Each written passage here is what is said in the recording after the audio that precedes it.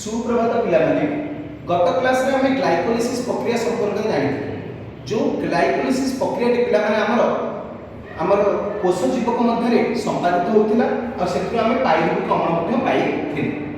आज हम देखियो पिलाମାନେ साइक्लिक अम्ल चक्र बा क्रेब्स चक्र ताला क्रेब्स चक्र काई कहउछि।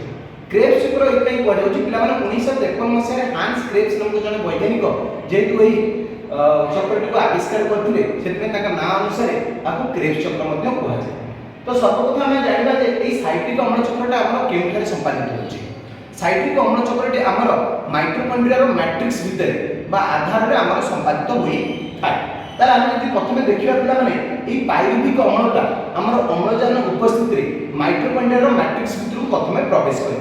ताले पाइरुविक अम्लटा जतबे माइटोकॉन्ड्रिया मैट्रिक्स भितर प्रवेश करछ हम सर्वप्रथम जानिबा जे पाइरुविक अम्लटा हमर केते कार्बन विशिष्ट एटा होय हमर 3 कार्बन विशिष्ट। जतबे तमने एटा हमर माइटोकॉन्ड्रिया मैट्रिक्स भितर प्रवेश करछि सेतबे हमर NADH2 आउ CO2 एथुरु बाहर छै। ताले पाइरुविक अम्लटा होय हमर 3 कार्बन विशिष्ट सेथुरु हमर जतबे गोटे CO2 बाहर गेला अर्थात गोटे कार्बन हमर एठु लूज कर देला बाहर गेला ताले सेटा हमर 2 कार्बन युक्त सक्रिय अणु रे परिणत हे।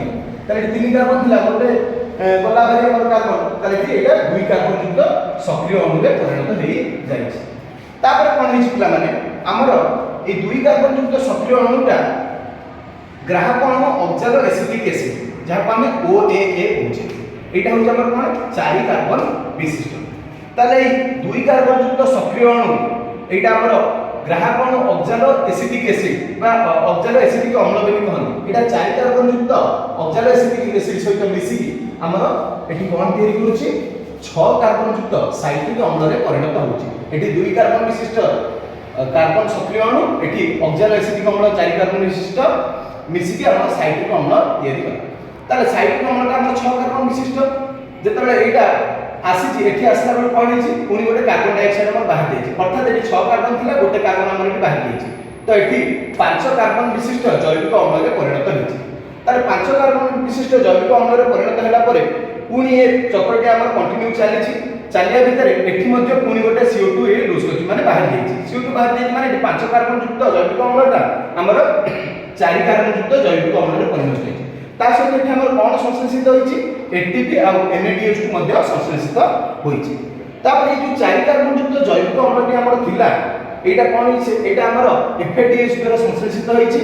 तापर जैविक अम्ल प्रक्रियाटी कंटिन्यू चलछि एमति चालिया भितर हमर कोन हिछि जैविक अम्लटा पुनी आसीकी हमर एठी NADH2 संश्लेषित होइछि पुनी आसीका हमर एठी ए जो 4 कार्बन युक्त जैविक अम्ल एठी 4 कार्बन युक्त ऑक्सैलो एसिटिक एसिड मध्ये परिणत होइछि।